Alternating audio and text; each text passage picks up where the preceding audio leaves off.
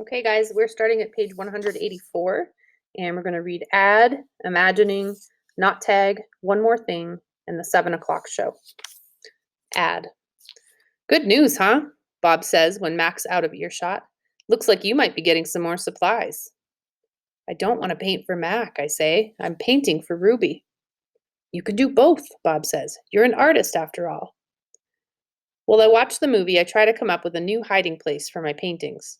Maybe, I think, I could fold them once they're dry and stuff them into knot tag. It's a long movie. At the end, the sheriff marries the woman who owns the saloon, which is a watering hole for humans, but not horses. It's been a long time since I've seen a Western that was also a romance. I liked that movie, I say to Bob. Too many horses, not enough dogs, he comments. An ad comes on. I don't understand ads. They're not like Westerns, where you know who the bad guy's supposed to be, and they're hardly ever romantic, unless the man and the woman are brushing their teeth before they face lick. I watch an ad for underarm deodorant. How do you know who's who if they don't smell? I ask Bob. Humans reek, Bob replies. They just don't notice because they have incompetent noses. Another ad comes on. I see children and their parents buying tickets, just like the tickets Mac sells. They laugh, enjoying their ice cream cones as they walk down a path.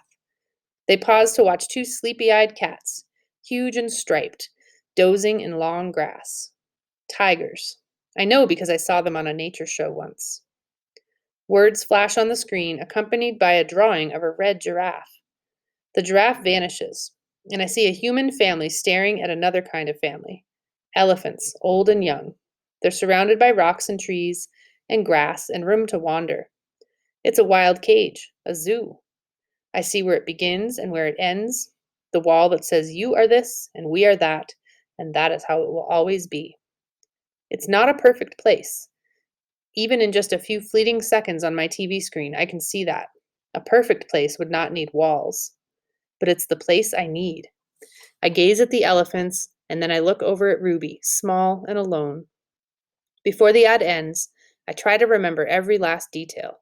Rocks, trees, tails, trunks. It's the picture I need to paint. Here's 2 questions, guys. What does Ivan see on TV? And why isn't the zoo a perfect place? Imagining. It's different now when I paint. I'm not painting what I see in front of me, a banana, an apple. I'm painting what I see in my head, things that don't exist, at least not yet. Knot tag. I pull out knot tag's stuffing.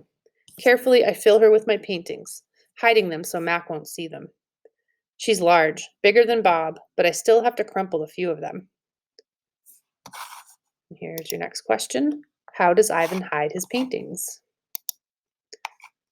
Bob tries to settle on her for a nap. You've killed her, he complains. I had to, I say.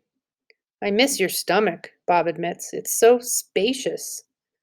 When Julia arrives, she notices that I've used up my paints and paper. Wow, Julia shakes her head. You are one serious artist, Ivan. One more thing.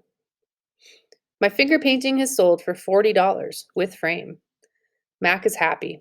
He brings me a huge pile of paper and big buckets of paint. Get to work, he says. I paint for Mac during the day and for Ruby at night. I nap when I can. But my nighttime picture isn't quite right. It's big, that's for sure. When I place all the pieces on the floor of my cage side by side, the cement is almost completely covered.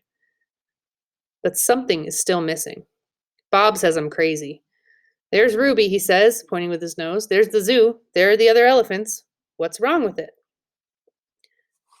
Oh, I forgot to highlight this, guys. So I'm going to highlight, right here. Put a little note. Draw what you think Ivan's paintings look like when the puzzle is put together. This is your number 5 on your Ivan assignment. So draw what you think Ivan's paintings look like when the puzzle is put together. It needs one more thing, I say. Bob groans. You're being a temperamental artist. What could be missing? Let's look at that word temperamental. Temperamental, liable to unreasonable changes of mood. So when Bob says that Ivan is being a temperamental artist, it means he's being moody. He's changing his mood. He might feel happy about the picture of one moment and then unhappy with it the next. He's like, it just needs something. It's just not right. So mood, temperamental is an adjective. It's a describing word, and it means to change your mood quickly. Okay, or maybe be grumpy one minute and be happy the next. Bob groans. You're being a temperamental artist. What could be missing? I stare at the huge expanse of colors and shapes. I don't know how to explain to Bob that it isn't done yet. I'll just have to wait, I say at last. Something will come to me, and then I'll know my painting is finally ready. The 7 o'clock show.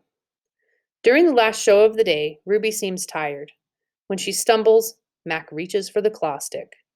I tense, waiting for her to strike back. Ruby doesn't even flinch. She just keeps plodding along, and after a while, Snickers jumps onto her back.